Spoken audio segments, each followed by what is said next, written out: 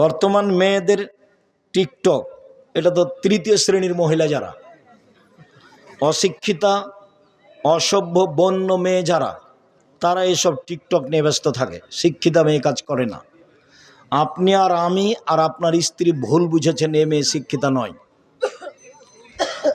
যারা এই আচরণে টিকটকে যারা ব্যস্ত তারা শিক্ষিতা মেয়ে নয়। মনে কষ্ট নিয়েন না, তাদেরকে আমি ইতর শ্রেণীর মহিলা মনে করি।